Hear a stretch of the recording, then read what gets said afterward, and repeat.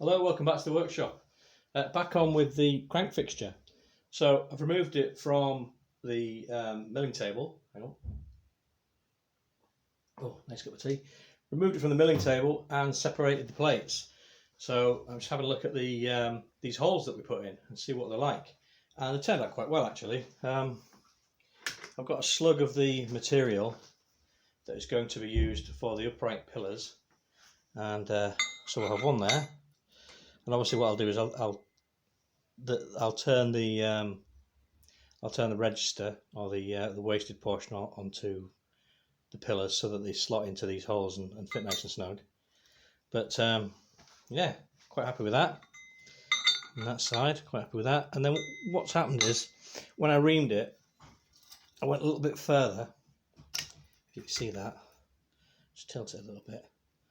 And what I've done is I've created a little recess for the upright post to sit in. So that should keep them nice and square. So that's good, happy with that. And then a slight flaw in my plan in that crankshaft, if I can get it in focus, you can see there's a diameter on the crankshaft here. Now I've reamed the plate out to 750 thou to match the crank journal, but then we've got this diameter here which, well, put the crank in, it fits nice and snug. There we go, that's a lovely fit, but look at this, great big gap. And the problem there is that when I put force on it, it's going to want to try and tilt because it's just sitting on the opposite of this radius here. So I'm going to have to pack out the fixture so that it sits on the crank wheels. Now I'll just turn that over because you can see that the register on this side, or the diameter on this side, sorry, trying to get it in the camera, is smaller.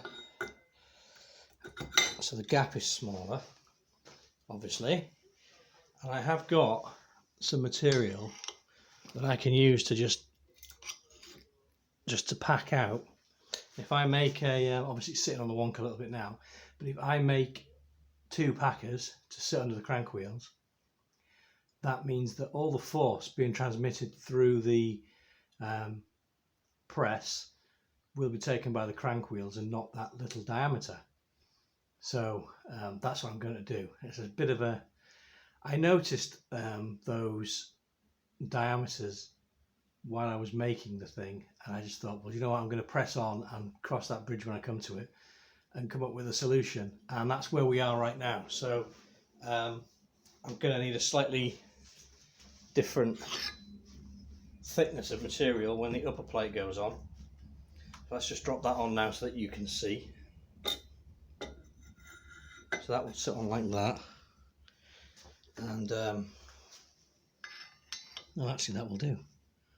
That will do. So I can make 4 packing pieces out of this material. I'll probably rivet them on or something like that so that they become a part of the fixture, and then all the force transmitted through the press will be taken by the crank wheels and not the small diameters. So that's fine, we can do that, happy with that. And I'll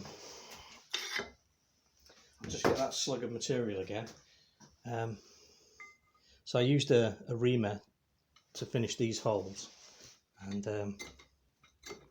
yeah, I'm really happy with that fit.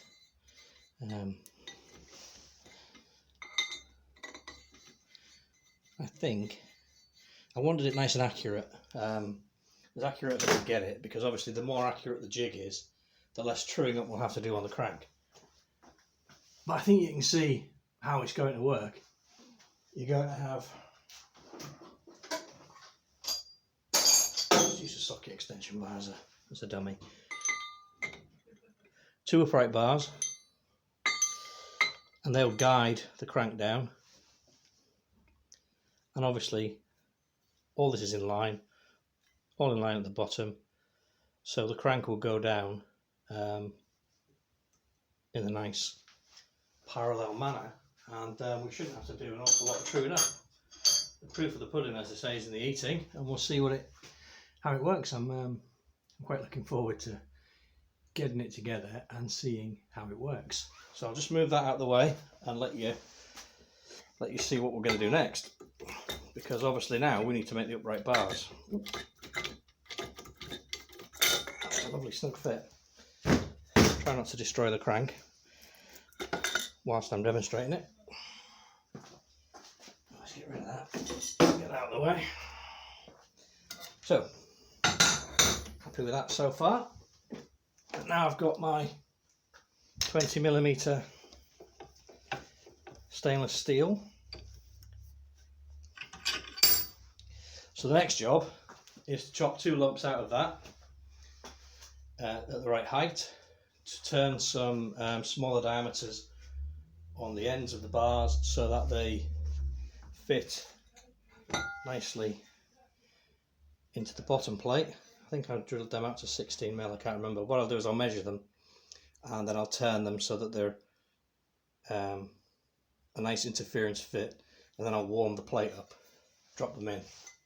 I could always tack them on the back with a TIG welder. We'll see if it's needed, but they might just go in nice and snug and square with a bit of heat and an interference fit. So next job is chop out some of this bar and go over to the lathe and start turning down to length, facing off the ends, turning down to length and turning the reduced diameters. So I'm not going to put you through the pain of watching me hacksaw these bars down. I don't have a powered hacksaw, so it's going to be human power. So I'll get those chopped out and then we'll go over to the lathe and get set up, do some turning. See you in a bit. Right guys, we're back over at the lathe. I have faced off the bar and centered it, as I think I've already mentioned. I'm leaving the steady on because, well, I can't be bothered to take it off, quite frankly. I've got a bit of tailstock center assistance, so now we're going to take off the material that we need to get it down to the reduced diameter.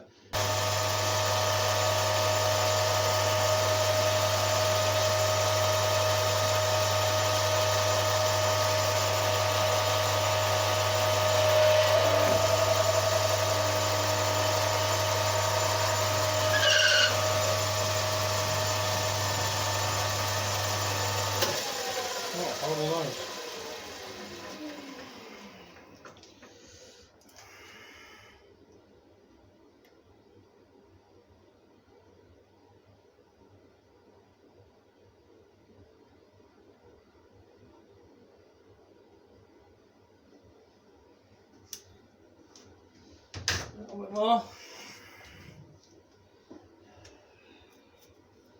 A little bit more.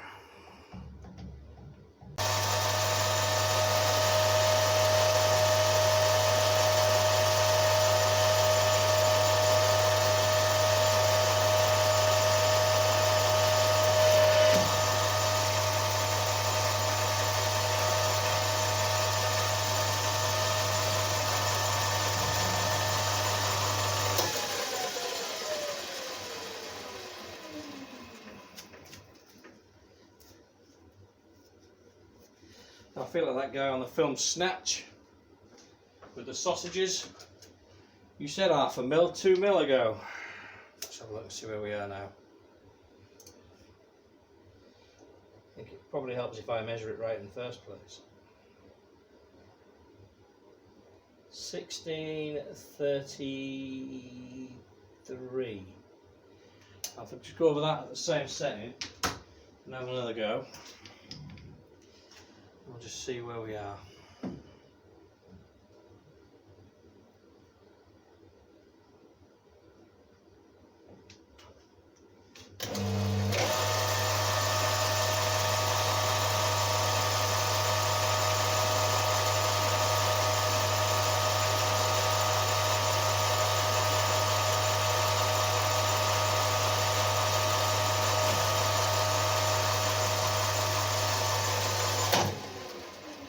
Did it, didn't I? Put my hand over the top. Not too close, but still not a good habit to get into.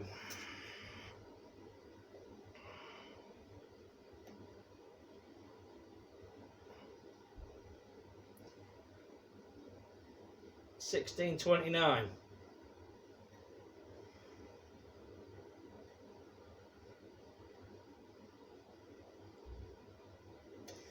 So I think we'll probably settle for that.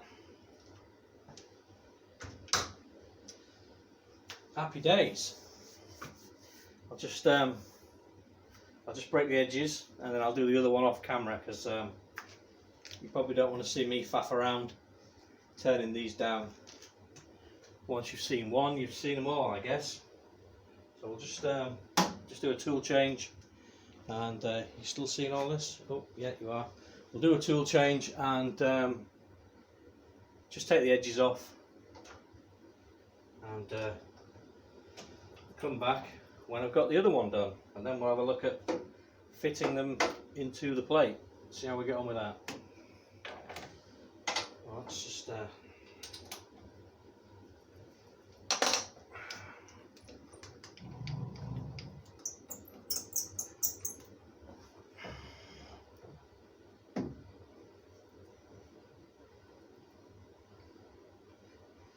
do that. Oh, I think what we'll do, give ourselves a bit more room.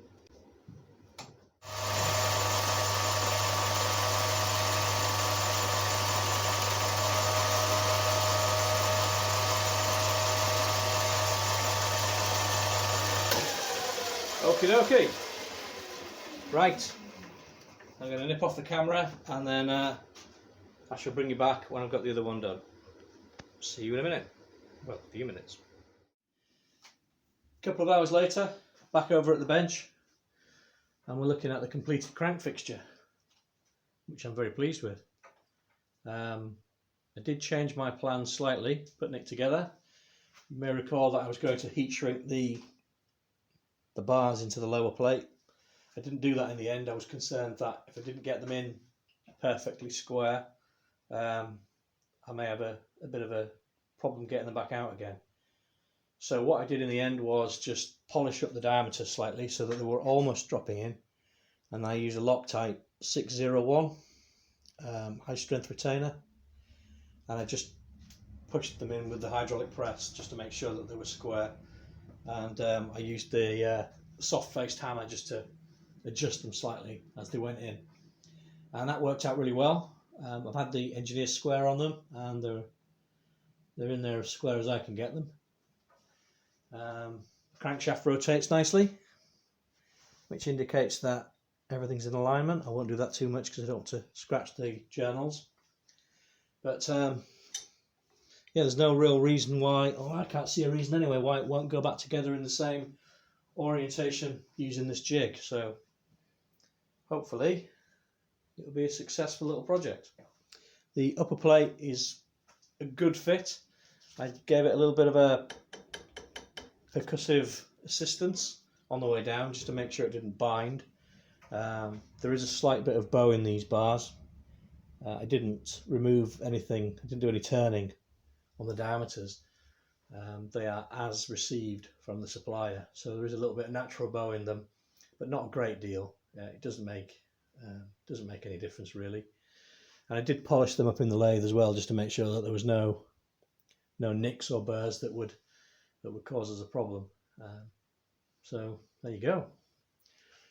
All I have to do now is make the packing pieces that I mentioned earlier on, just to make the crank wheels sit on the plates, and so that the load is taken in the right locations. Get that done and give it a good clean. Probably a little bit of paint to stop it, well, the mild steel parts anyway, to stop them going rusty. And yeah, it should be good to go. We have the disassembly tool that I made in an earlier video, so that's ready to go to split the crank apart. And I'll just turn up a bar to go between the crank pin and the hydraulic press. for when we press the crank apart, just an out piece of aluminium so that it doesn't mark anything. We're not going to reuse the crank pin, but if it were to slip, I think aluminium would be less likely to damage the crank wheels.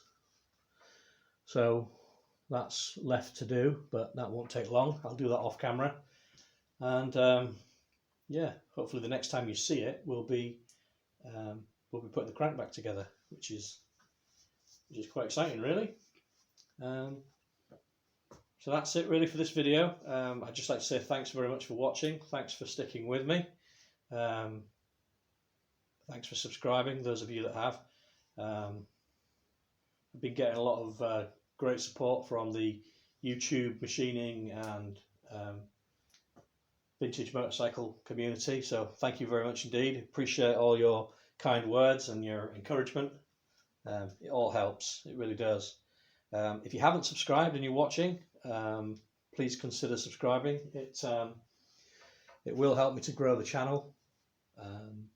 Also, if you like what I'm doing, please click the like button. Again, that will help to grow the channel. So that's it really. Thank you very much, and I'll see you on the next video.